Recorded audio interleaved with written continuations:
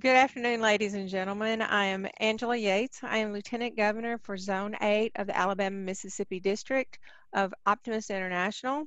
I'm so excited that we are here to support these kids in the oratorical contest for 2019-2020. And one of the tenets of Optimist International is patriotism. So we will start today with the Pledge of Allegiance. We do this with all of our meetings. So I will, and if you can follow along. I pledge allegiance to the flag of the United States of America and to the republic for which it stands, one nation, under God, indivisible, with liberty and justice for all. At this time, I'll pass it to Dr. Sunny Fridge. She is the immediate past president of the Jackson Optimist Club. She is the owner of Sunny Fridge Consulting, LLC. She is an award-winning Toastmaster, broadcast professional, and journalism educator who has mentored hundreds of students and clients to help them develop skills to become successful communicators. Like me, she is a proud member of an organization whose members who have been working for 80 years to make the future brighter for bringing out the best in youth, in their communities, and in themselves. Welcome, Sunny. Hello, everyone. Thank you very much for that, Angela. It's interesting to note we're going to be talking about optimism and optimists.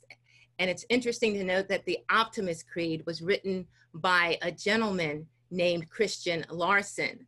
The year was 1912. At the dawn of the 20th century, the nation was still in recovery from the Civil War that had left our country reeling from the devastating effects of war that had taken place on our own soil and split the nation. Yet the turn of a new century brought hope for brighter days in America. When Christian Larson wrote and published the Creed in 1912 under the title, "Promise Yourself," hopes were high. Yet a mere 2 years later, World War I broke out and Americans found themselves at war again. This time across the ocean, not here at home.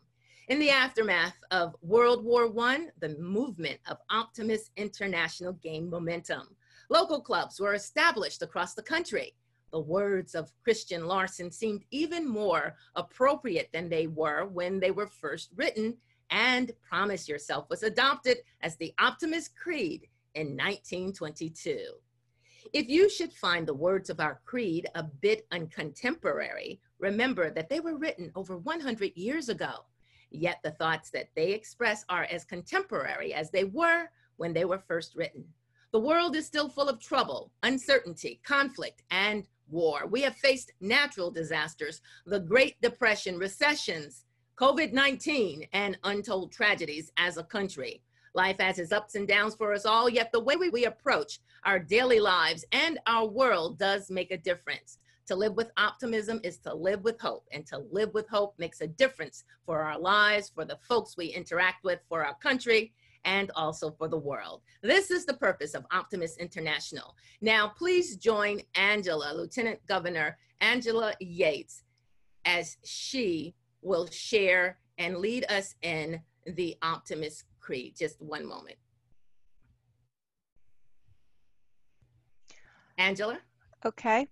Promise yourself to be so strong that nothing can disturb your peace of mind, to talk health, happiness, and prosperity to every person you meet, to make all your friends feel that there is something in them, to look at the sunny side of everything and make your optimism come true, to think only of the best, to work only for the best, and to expect only the best, to be just as enthusiastic about the success of others as you are about your own, to forget the mistakes of the past and press on to the greater achievements of the future, to wear a cheerful countenance at all times and give every living creature you meet a smile, to give so much time to the improvement of yourself that you have no time to criticize others, to be too large for worry, too noble for anger, too strong for fear, and too happy to permit the presence of trouble. Optimist International. Thank you for that, Angela. And now let the contest begin. We are so appreciative for the 3 young people who have stepped up to participate in the Region 3 contest for the Optimist International Oratorical Contest. Now, this contest couldn't be done if we didn't have people who were coordinating. Angela, would you just please, before I start, actually introduce any dignitaries? Well, we are happy to have Helen Howard, who is the district oratorical chair for the Alabama-Mississippi district, and she is a past governor for our district. We have Pam Black, who is a former past governor. We don't say former, past. And we also have Jack Everett, who is president of the Jackson Club. We have Mary Baker, who is Lieutenant Governor for Zone 9. We're excited to see her. And I'm trying to look at the names and see who else we might have. And I think that's who we have from our Optimist family. Well, it's certainly good to be with so many optimists in this room. Again, let's begin the competition. Our three contestants are all speaking on the topic, Imagine a World Without Boundaries. Our contestants will be appearing in a randomly selected order. Please be aware that as each one speaks, no audience member should enter or leave the room or unmute their audio. Our Sergeant at Arms will virtually lock the meeting to control entry during the competition. Each one of the speeches will last between 4 and 5 minutes in duration. In addition, be aware that we will pause for at least 2 minutes between speeches to allow our judges time to do their work and to mark the score sheets. Our timekeeper will be timing the speeches and the pauses between each one. Ladies and gentlemen, please hold your applause during those pauses between speeches. We will applaud all of our contestants at the conclusion of the third speech. Parents, if you would like to record your contestant's speech, all you have to do is hit the record button and I'll give you permission. But do know that we are recording this meeting and you will be able to either catch it on Facebook Live or we will have an edited version for your family member. Okay, we are about to lock the room because I'm going to, we can go ahead and admit that last person coming in, please. Contestants, best wishes. If you are not speaking at this time, you can go ahead and turn your video off until it is your turn. When you finish speaking, you may also turn your video back off and just relax. Contestant A, would you just unmute your video and just make sure that we can hear you before you start? I'd like to give you that time. Contestant A. Hello, this is Contestant A. Okay, and if everyone watches her, especially the timer in speaker view, and when you press on the little dots at the top of your screen, everyone, if you hit it and it says gallery view, it's really speaker view. And so that may help you when you're looking at the contestant. And Contestant A, I will see if I can spotlight you. It is my pleasure to introduce Contestant A. Contestant A.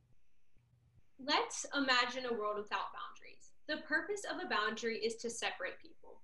Boundaries separate society into different groups and can cause tension in our community. Some people believe that boundaries are stopping the world from living together in harmony and peace. So, if we imagine a world without boundaries, would we imagine a perfect world? Definitely not.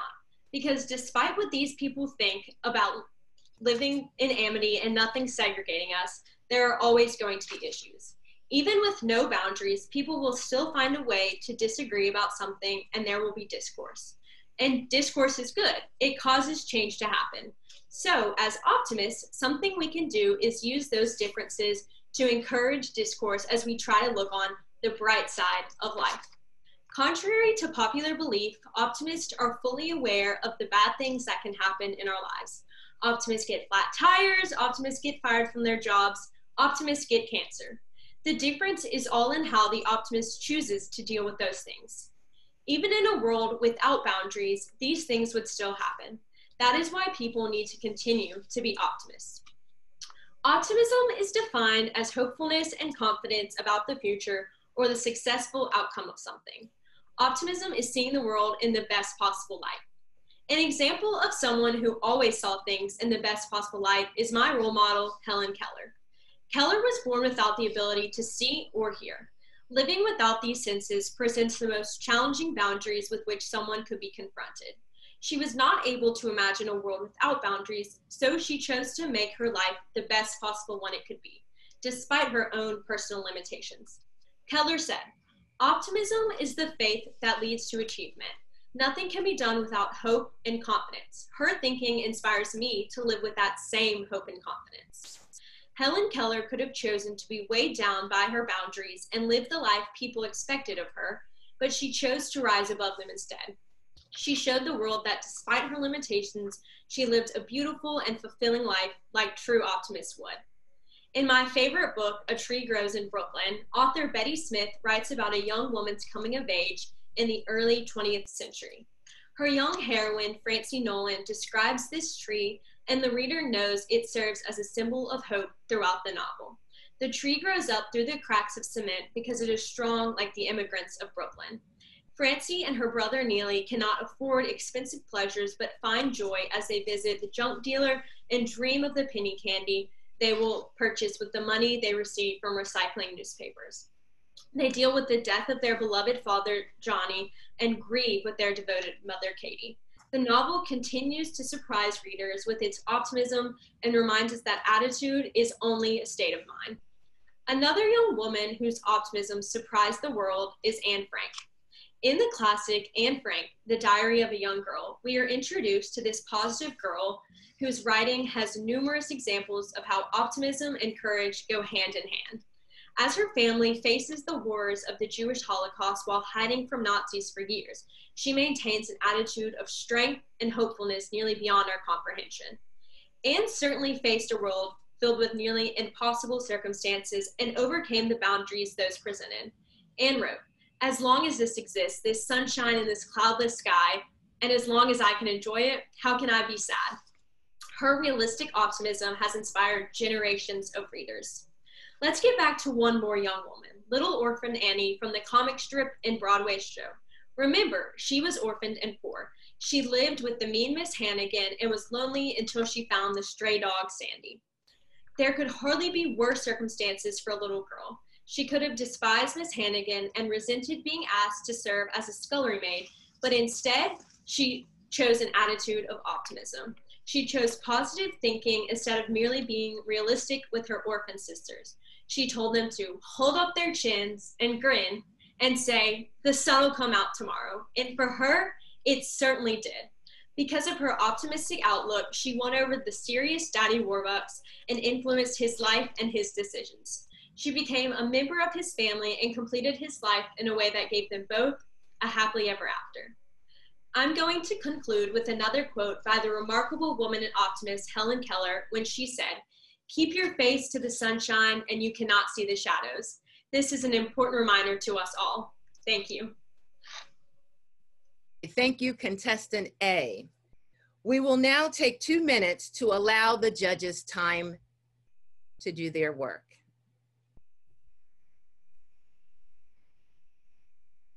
Two minutes. Thank you very much, timekeeper. Contestant B, just want to make sure that we can hear you. I'm Contestant B. It's my pleasure to present Contestant B. Contestant B. COVID-19 has made it possible for us to do more than just imagine a world without boundaries. The reality of living through a pandemic that was ironically caused by a pathogen crossing a species boundary has many people reimagining our world to overcome physical boundaries set on us by quarantine, social distancing, closures, and lockdowns. This novel coronavirus, its effects, and the worldwide response to it fascinate me, and I attribute my fascination to it with my love of science, specifically my lifelong interest in animals and my participation in the Wildlife Habitat Education Program, 4-H last summer, where I learned the basic fundamentals of wildlife science and wildlife habitat management. As coronavirus spreads throughout the world, scientists warn us that infectious diseases are connected to environmental change. And human activities such as population growth and urbanization lead to habitat destruction, which reduces the natural barriers between wildlife and humans. This puts us at great risk for severe and sometimes deadly diseases. Thomas Gillespie, associate professor at Emory University's Department of Wildlife Sciences, says that pathogens do not respect species boundaries. and the CDC estimates that 3/4 of the new diseases that infect humans originate in non-human animals. What's even more alarming is that these zoonotic diseases are tripling every 10 years, and some think that COVID-19 may just be the beginning of mass pandemics. Have you ever wondered what our world would be like if this is true? Well, already we've seen a number of changes in our world to overcome the physical boundaries set on us in an attempt to flatten the curve and limit the spread of the virus. Education is the aspect of our society where the changes have been most noticeable to me or have affected me the most. Most importantly, these changes have given me hope for the future, even if more pandemics are to come. Chuck Swoboda, host of Innovators on Tap podcast, says that crises create an opportunity for innovation by eliminating boundary conditions and producing innovation accelerators, basically an environment to develop, test, and grow new ideas. This pandemic has forced educators, teachers, and students to think critically, problem solve, be creative, collaborate, and communicate to think of new ways of doing things. Within a couple of weeks after schools closed, teachers and school leaders worked quickly to develop new ways to provide services that schools normally provide on a daily basis to ensure the physical, social, and emotional well-being of the nearly 1.5 billion students throughout the world that were affected by school closures. Schools provided meals to students through grab-and-go format, and teachers kept in contact with students through video conferencing, mail, and home deliveries. In many ways, there have been many changes to apply many of the same experiences as possible. For example, I was looking forward to attending the state beta convention the week after school was ended. However, when the convention was canceled, the National Beta Office offered us the chance to compete in the contest virtually. I competed in the public speech contest virtually, much like I am in this contest. In the days ahead, many of the events that students have come to look forward to and expect at the end of each school year will take place, but in a new format. For example, my school is holding a virtual awards day next week, and seniors will graduate in ceremonies carefully planned so that way neither they nor their families will have to miss out on celebrating one of the most important milestones of their life. Of course, the school's primary purpose is educating students, so distance learning became the new normal, and it played out in different ways, mainly depending on the available access to computers and the internet. Though the use of one-to-one computers have increased throughout the country in recent years, my school has been hesitant to implement this. This means that distance learning was harder for me as a student and for my dad, who is a teacher and coach at my school, than it was for my mom, who's a school counselor at a neighboring school district that is one-to-one. Needless to say, distance learning was not ideal for me and my classmates. Because of this difficulty, there are already plans underway for my school to become one-to-one next year. This excites me because this is a change that has, in my opinion, been long overdue. I can honestly say that I'm looking forward to starting next school year with a renewed sense of optimism. I've never been more excited to go back to school. I miss my peers, my teachers, and just the school experience in general. I will never again take for granted the opportunity to go to school. Thank you, Contestant B. You may turn off your video. We will now give the judges 2 minutes on the clock so that they can do their judging. Thank you for your speech, Contestant B. Judges, do you need more time? Otherwise, go ahead and give me the reaction. You're good. Thank you very much. Okay, we're just waiting. Okay, we've got a three-way consensus. It is now my pleasure.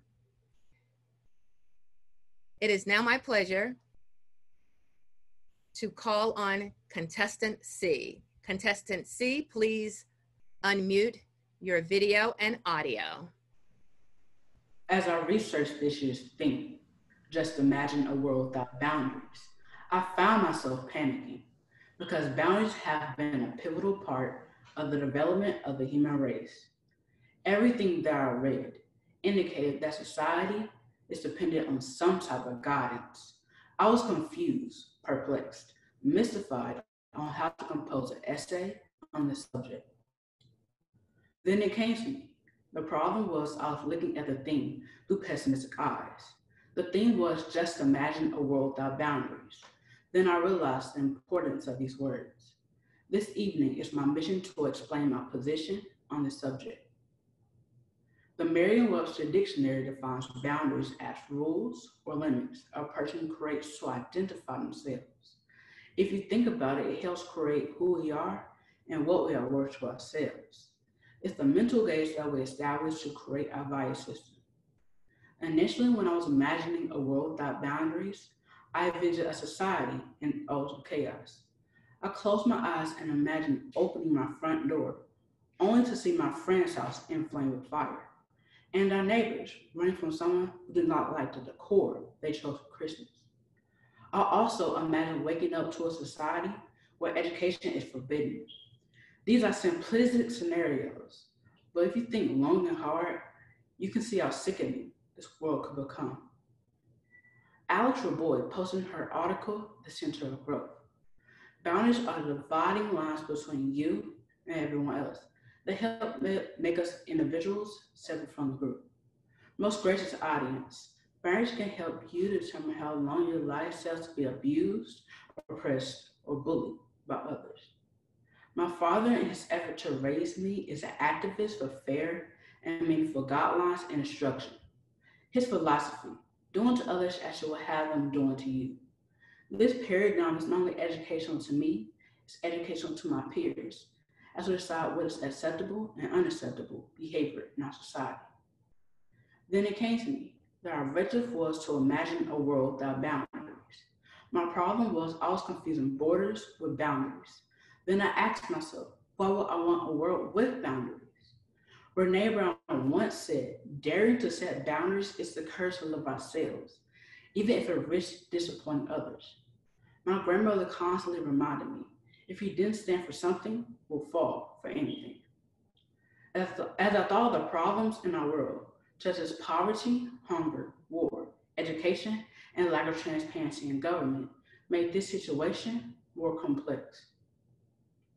When major world countries think of poverty and hunger, they think of underdeveloped countries such as India and Ethiopia. 70% of the world's poor is in Africa.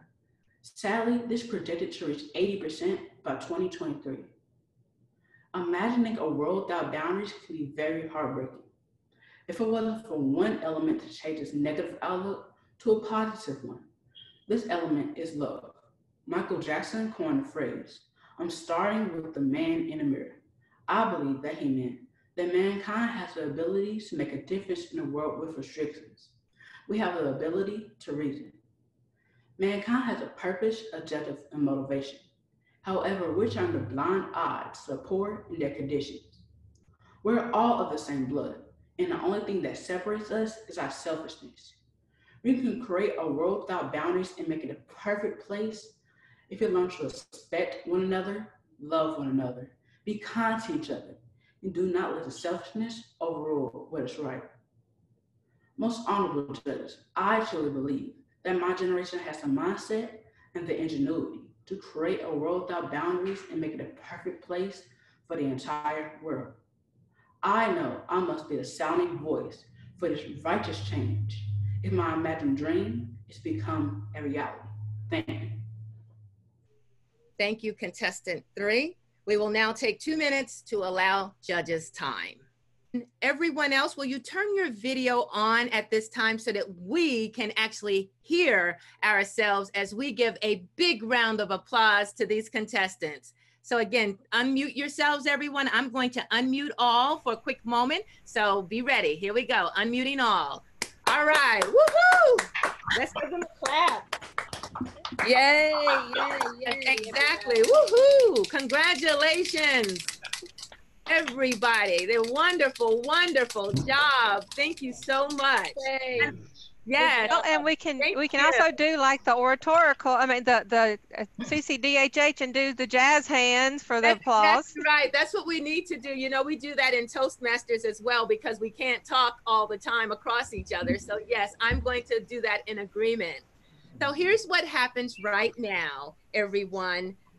I will get with our judges and I will put you into the capable hands of Lieutenant Governor Angela Yates. She will interview the contestants and also chat with you all while I create this breakout room so that my judges Judge 1, 2, 3. It looks like I don't want Angela to go in there. So I'm going to try, Angela. If I sing you into a room, do not go, Angela. Okay. We're going to meet our wonderful contestants every year. I am so excited for our oratorical contest and the sister contest of the communications contest for the deaf and hard of hearing. And so this year is no exception. The kids were absolutely amazing, like they always are. So if contestant A, Miss Eliza Warnock, will introduce herself. Hello, my name is Eliza Warnock. I'm currently a junior at St. Andrews in Ridgeland, and my favorite class is English. So do you know college plans or major, or are that too far in the future? I have some tentative plans, maybe special education. Oh, that's amazing. Yes, ma'am. So your brother has competed with us in the past. So did he give you any pointers? A little bit, not really. Well, you did a fantastic job, and we are excited that you have participated with us, and you were sponsored by the Jackson Optimist Club? Yes, ma'am. Okay. Well, thank you so much. Anything else you want to share with us, what you've been doing with while you've been in lockdown and that kind of thing? Been doing school and hanging out with my family. Well, I hear you have some little help from somebody behind you there. Who's that? My big sister. I don't know if you can see me on the screen. Yeah, we can see you. What's sister's name? Amelia. My name Hi, Amelia. I live in Birmingham, but I'm in town visiting with family these days, thanks to quarantine. Well, fantastic. And your mom is a friend to your mom, Shannon, is a friend to our club, and I know she's been supportive of you and your brother throughout the time. So, all right. Well, thank you, Eliza. Thank you. Okay, contestant B is Jack Durr, and we're excited to see Jack. Yeah, I'm Jack Durr. I'm 13. I attend Pearl Junior High, and I play football and baseball. I play quarterback in football and pitcher in center field in baseball. I play outside during quarantine and hang out with family. And so you said you're real involved with 4-H and science? Yeah, science is one of my favorite subjects, if not my favorite. Okay. So what all do you do with 4-H? I do art contests. I attend some of their workshops. And your mom has been real supportive with you getting ready for this? Yes, ma'am. And your dad, has your dad helped you? He watched me. He helped me with my speech. He helped me get ready to talk to an audience. Oh, that's good. All right. Thank you, Jack. You did a great job. Okay, contestant C, Collins Robinson. We're so excited to have you with us. Oh, and I'm sorry. Jack was also sponsored by the Jackson Optimist Club. Okay, okay. Go ahead, Collins. Hi, my name is Collins Robinson. I attend the Solar Central Middle School in South Haven, and I play basketball. And I'm in compacted math. Do you have any? Do you know what grade are you in? I'm sorry, I can't hear real well. I'm going to 8th grade this year. Oh my goodness, you are amazing. Yeah, we've got two very young guys that are doing great jobs doing their speeches. So I'm not going to ask you about college plans if you're going into the 8th grade. So you did a great job. So so you're into sports. What's your favorite subject? Math. Math. Oh wow, math and science. Smart, smart. So what have you done during this quarantine? I've been with my family and FaceTime my friends because I can't see them really. Yeah, that's got to be hard. So now, which club sponsored you? I know you're in North Mississippi. Hernando. Yeah, Hernando always finds great people to sponsor. So we're excited that you participated and you did a fantastic job. Do you have brothers, sisters? No, ma'am. Just you. So your mom helped you, your dad? They both did. Yeah, I know you talked about your dad in your speech. And your grandmother? Yes, ma'am. No. Well, we're so glad that you participated and you did a really good job. And we thank the Hernando Club for finding you and sponsoring you. Thank you. Thanks. So thank you, Collins. Well, we had a couple of people join us after the beginning. We have James Adams, who is past governor and past international vice president, and also nominee for international president, which we're voting for right now. So we're excited to have James. I'm going to try to unmute you. Do you want to say anything, James? Just want to say good afternoon to everyone and to the contestants. Good job. Again, I'm just constantly amazed on each year with the contest on the topics and what the students are able to come up with. But I want to again congratulate you and continue to encourage you, especially the two young men who are, yes, you have years ahead of you, and we look for, if you are not successful in today, look forward to you coming back again. And also to everyone, yes, we're halfway through the voting. So if you have not already voted, please do so. And I ask for your support to be elected president-elect for Optimist International. It's good to see everyone. Thank you. And you have your lovely wife, Talonda Bill Adams, who is, both of you are very involved with Joy, the Junior Optimist International Clubs. And we don't have any Joy clubs in the state of Mississippi, but there is a very big active program in Alabama. So I just want to really commend you on the great job y'all do with that. Thank you. Okay, and I see Kathy, and I'm thinking, I don't know which Kathy that is, Alabama, Mississippi. Which Kathy do we have? Okay, she must not be able to hear Kathy me. White. Kathy White. The district secretary treasurer. Yeah, our district secretary treasurer that takes great care of us. She does not have audio and video, so I'm speaking for her. I'm relaying. Well, yeah, we really appreciate Kathy and all the great work she does taking good care of us throughout the year, because it is a really, really hard job. And we have front and center, we have Miss Pam Black, who is our one of our past governors, who did a fantastic job and is just a wonderful lady. And you are also chair for what this year? What committee do you chair, Pam? Growth. Growth. We need yes. members, parents, relatives. I hear y'all out there. We need members. So we are even though we're in the pandemic, there are times where people need help, and we are reaching out to in your communities. If you know, or if you know of someone who wants to start a club, we are ready. We had a Zoom meeting last night, and we've got some initiatives that we're going to go before the board to try to do, since we've gone into this new normal of Zoom and technology, to use that going forward to get new members and build new clubs. Thank you.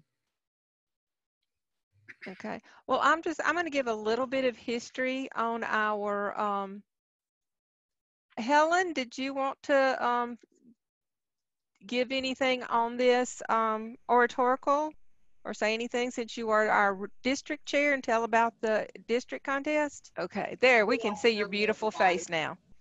And as I said all day today, it's been a joy to participate in the regional contest, to listen to the speakers. And I think the young people have done a yeoman's job. They've been quarantined, but they still participated. They were brave enough to step up and speak out, and we enjoyed you. I want to say thank you to each regional leader and those who worked with them, because this is not a one-person job. And we want to make sure that I take a moment to say happy birthday to the girl in the top up there from Upper Mississippi, Pam Black. If I got it correct, she had a birthday one day this week. So we hope you enjoyed yourself. But our district contest will be May 30th at 10, and it looks like we're going to have 3 good contestants and good speeches. And James is going to be working with me, and Vera and Janet Smith. So we're going to be getting things out to people to let them know where to come and join in. Thank you again for your jobs that you're doing in your region. It just, it came together today, pandemic and all. Well, thank you so much, Helen, and thank you for coordinating all this for the whole district and getting everything taken care of. Let me say one thing. Didn't the first contestant A's sister say she's in Birmingham? Yeah, the older sister's in Birmingham. Yes, ma'am. Then she needs to know that somebody in Birmingham is going to be contacting her when she gets back up there, because she can be a part of our chapter, our clubs up there. Well, if Shannon, her mom, will text me her information, I will get it to Miss Helen. That'll be good.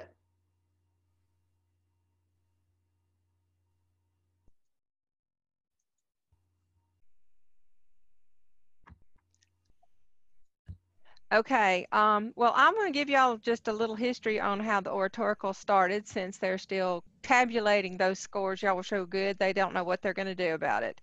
Wow. The oratorical started in 1928 and has become the longest running program of Optimist International. It was designed for young people to gain experience in public speaking and provide them with an opportunity to compete for multiple college scholarships with a pre-assigned topic. At the district level, whoever we pass on to the district level will compete for 3 places. First place will be $2,500, second place will be $1,500, and third place will be $1,000. And these are scholarships that will not be awarded until you actually go to college. So for you 13-year-olds, it's going to take a little while for you to get that money. It's not going to be something you get today, the day that you win.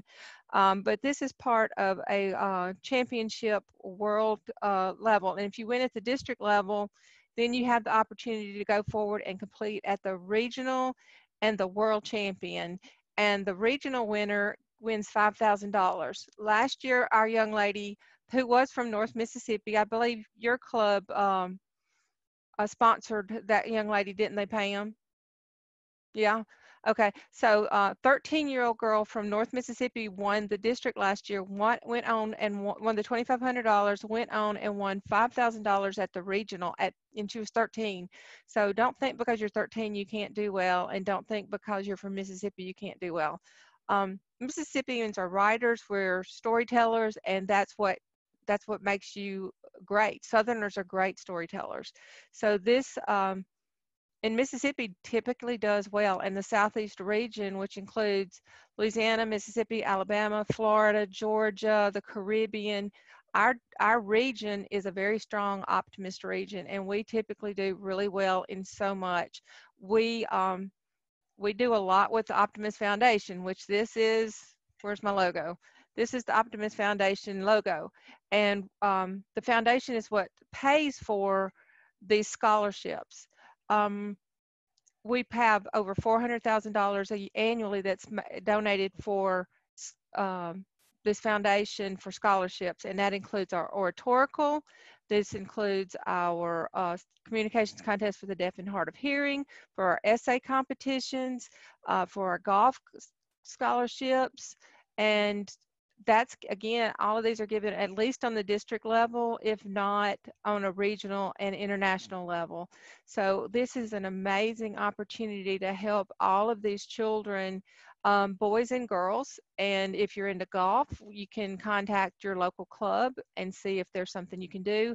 And you can compete in both the essay and the oratorical. And if you have a family member or friend who are have hearing problems, there are guidelines on what your amount of hearing loss has to be for you to qualify to be in that contest. But that's a wonderful opportunity for people who do have hearing impairment. And it's the same topic as the oratorical. And so it's a fantastic opportunity. And then there are all kinds of opportunities. If as you get to be 18, you can join an Optimist club. You can start one in college. If you go to college and you want to start a club, we can work with you and help you create that club. Helen has started a club in her alma mater of Howard University. I'm sorry, Tuskegee. I'm sorry. I knew it was a wonderful school. I was just getting the wrong one out, but Tuskegee. And but she's sponsored, and she's been a real go-getter with getting it started at Tuskegee and getting that off the ground. And we've met some of her young people from that organization, that club at Tuskegee at our district meetings, and they were amazing young people. And so you can do college clubs, you can do workplace clubs, you can do all kinds of things, and you don't have to do any one thing. An Optimist club is not just one thing. You can be whatever you want it to be. We look at childhood wellness. A lot of clubs in Mississippi work with Blair E. Batson Hospital because part of ours is childhood wellness. We have one of our district members who is just really all about childhood cancer because he had suffered a stroke at 2 years old. And so kids with childhood problems is near and dear to his heart. So he just pours his heart into working with childhood cancer. And so we do a lot in the district with Blair E. Batson.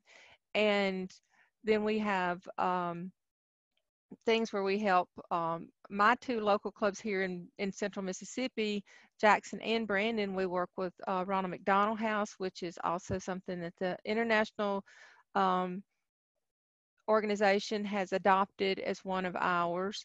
But we have so many different things, and you just find out what your local community needs and you adopt it. And the Jackson Club had never really heard of Ronald McDonald House until I became a member. And when I talked about volunteering there, they're like, oh, how can we help? And so I think that's what you do is you become a member of this club, and you can find a way for it to be something that's near and dear to you, and you can incorporate that into your club. And I know Helen is just an amazing lady. I love all of my people. I call them my Optimist family.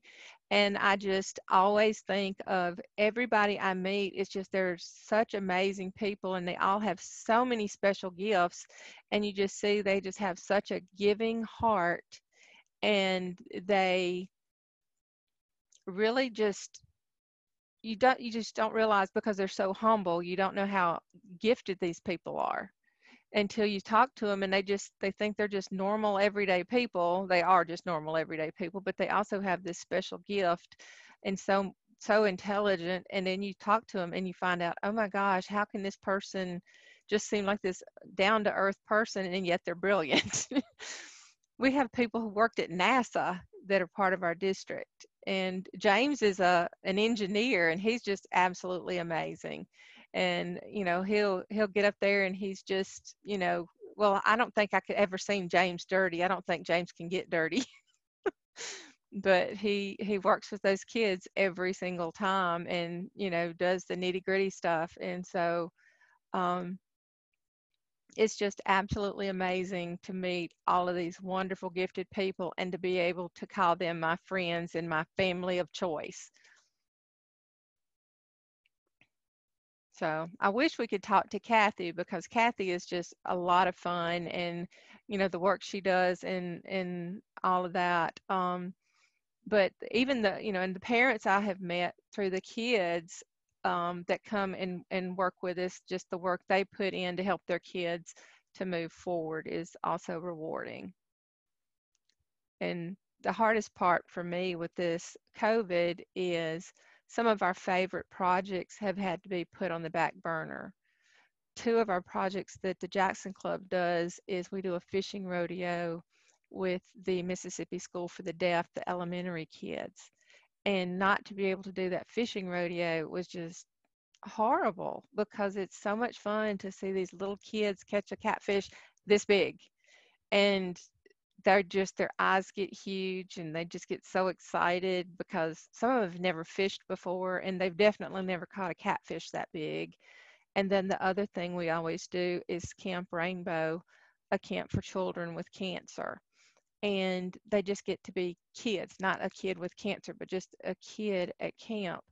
And to not have that opportunity to go and have that camp because it's such a risk for them is just sad. I mean, we go out and make one little meal for them and we love it. We absolutely love it. It's our, you know, it's heartbreaking to see kids with no hair or missing an eye or, you know, something like that. But it's absolutely amazing and fun to see these kids just bond together and have fun.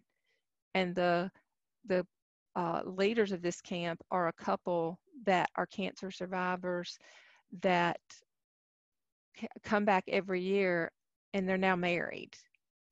And they've adopted children, and they've had, I think they were pregnant the last time I met them. Saw them last summer. And so I was looking forward to seeing their new baby, and just it's exciting to get to see these kids year after year. So does anybody have a favorite Optimist project they want to share? James, I think you're trying to unmute. Let me see. Hey, okay, I can hear you, James. Better. All right. Well, not so much as a favorite project versus, again, with the COVID-19 situation, but just looking at new ways now in which to go forward and serve, and just for everyone. Okay, that's better. Yeah. I'm sure everyone now, as we are starting to meet by Zoom, and Zoom has become the go-to now. And I've had, I think I'm Zooming quite a bit during the week with working from home and a lot of other different things. And just to let everyone know, Zoom, these oratorical contests are going on now this weekend. A lot of the different regions, and I mean, yes, I'm sorry, districts are hosting these contests. So it is something that I think as we work through the mechanics of this, Helen and I have been on all three regional contests today. So it's been very, it's been exciting and fun, as Helen spoke earlier. And also, Angela, Helen and I will have to go get the names erased off our certificates now, our degrees now. Haven't put Howard. Well, when you mentioned it was Tuskegee, but yeah, we understand. Well, I quickly corrected. Well, her last name is Howard, so it's easy to get mixed up. Oh, Helen is the one that should have gone to Howard. Okay. Yes, but yes, it's just, again, a lot of clubs are just looking at to go forward. They're embracing things, and as we go forward, there's going to be change. There's going to be change in how we bring in members. These can be tools, and just what Pam said, looking as far as chair of growth, I think we don't stop. We'll continue to use the tools that we have to continue. And I think it'll be great to reach out where, especially the tools like Zoom, where people once spoke about they didn't have time. Now I think the time is there. We can from our homes take a small amount of time to be there. So hopefully that we'll continue. This is a learning experience for all of us with the oratorical contest, and we watched the other two. They went through, they got through everything. And we're just about at the end of this one. And then with Helen getting ready to set up in 2 weeks for our final there for the district. So it's a trying time, but there are great opportunities ahead for all of us. Yeah. Well, thank you. And well, it looks like Sunny's back, so it looks like we have our results of who our winners are. So our three contestants, Eliza, Jack, and Collins, don't have to wait anymore. Well, they do have to wait one more moment. I would like to take time to thank my judges and my co-host and my timekeepers. And right now, I would like to introduce quickly our judges. And when I finish your introduction, if you would just say a few words as soon as I introduce you. You can see me and hear me, correct? Yes. Judge number 1, Fred Eemiller. He is from St. Louis, Missouri, and he's a speaker, best-selling author, and international presentation coach.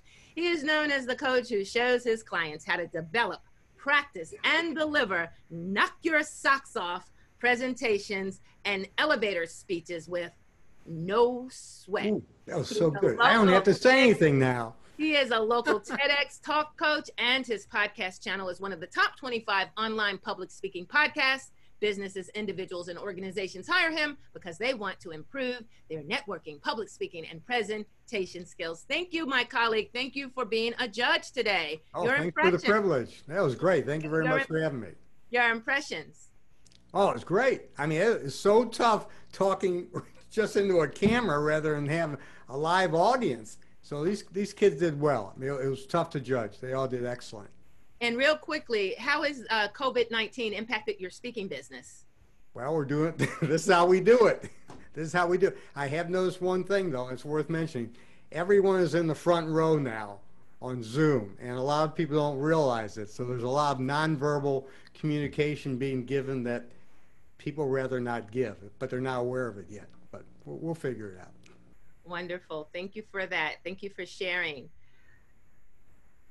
Judge 2, Isabel Kaduri, is a financial planner from Ellicott City, Maryland. She's been a Toastmaster for 6 years. She's a club member in District 18, and she's passionate about introducing public speaking to young people. Last year, with the help of many fellow Toastmasters, she started a youth public speaking club in Maryland.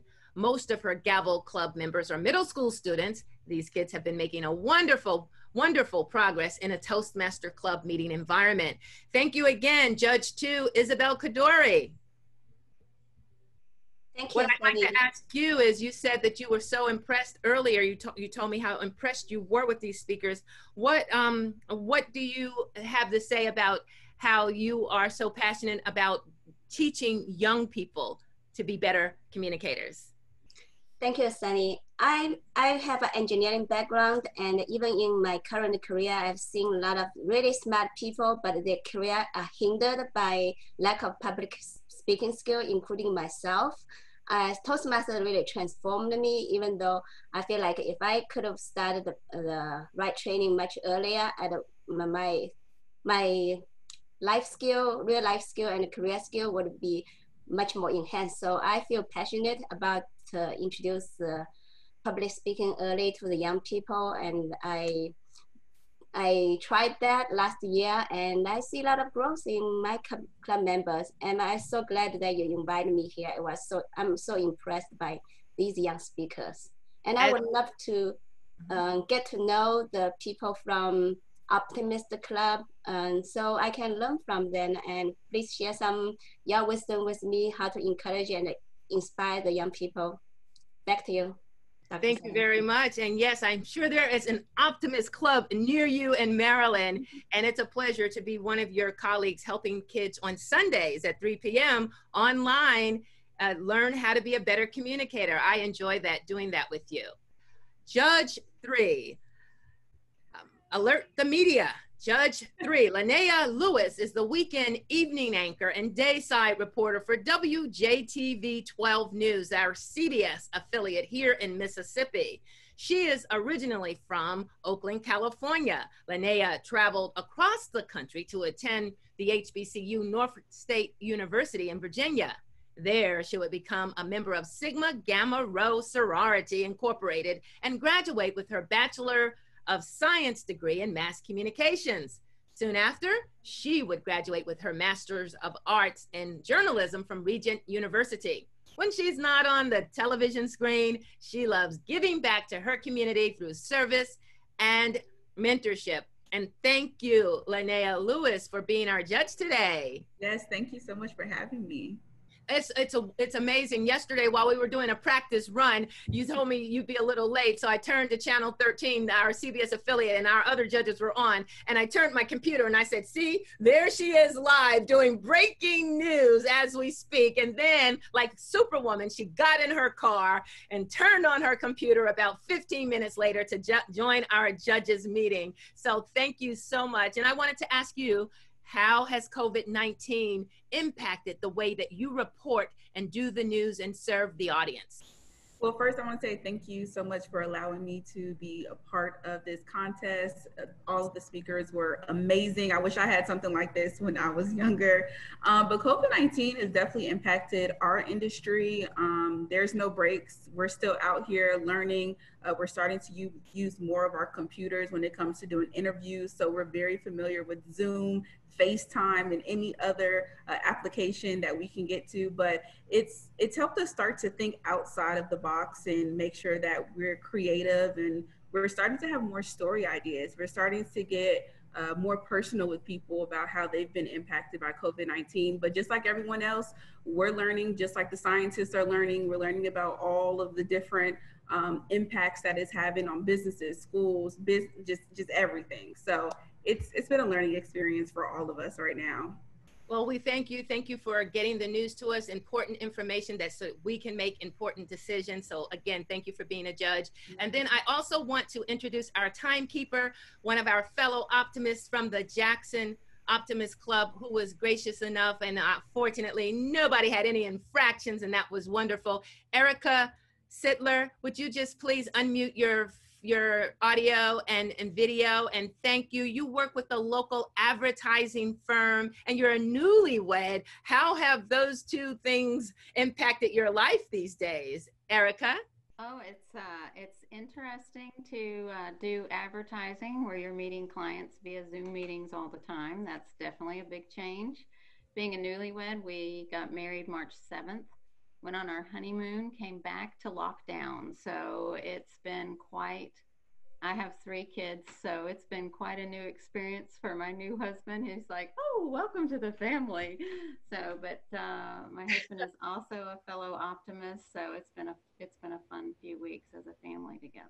So wonderful. And what's the name of your advertising firm you work with in Mississippi? Maris Weston Baker here in town. Wonderful. Well, continued success to you. Thank you for being a part of our team. Teamwork makes the dream work. And again, thank you. So at this time, I would have had a beautiful PowerPoint prepared, and I do not. However, I would at least like to first give our contestants just a little kudos. And by doing that, I wanted to show the certificates that they will have. It's getting there. To Eliza Warnock, thank you in recognition of your participation in the Optimist International Region 3 Oratorical Contest. This certificate is presented to you. Thank you, Jack Dorr, for your participation in the Optimist International Region 3 Oratorical Contest. And thank you, Collins Robinson, for your participation in the Optimist International Region 3 Oratorical Contest. We thank all of you for sharing your experience and your voice, making your voice heard about imagining a world without boundaries.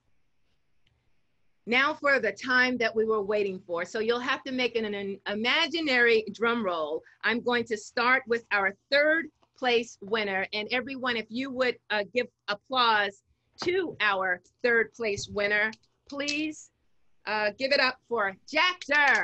Jack Durr. Jack Durr. Thank you so much, Jack, for your participation. We loved your speech. We also loved the speech of our second place winner. As soon as I say second place, you're going to know who was first place. Give this person their due as a second place winner, Eliza Warnock. Eliza Warnock. Will we give some applause to Eliza Warnock? And the first place winner is Collins Robinson. Let me just repeat that.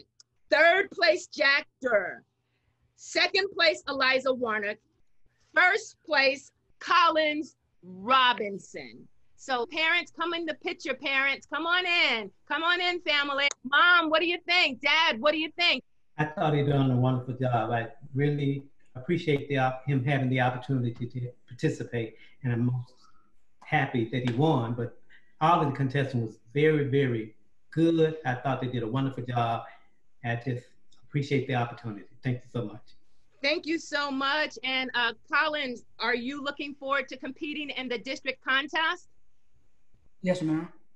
Good. Short answer, short and sweet. Okay. Thank you very much. At this time, we would have said you are welcome to have refreshments. And if you come over to my house, I have plenty.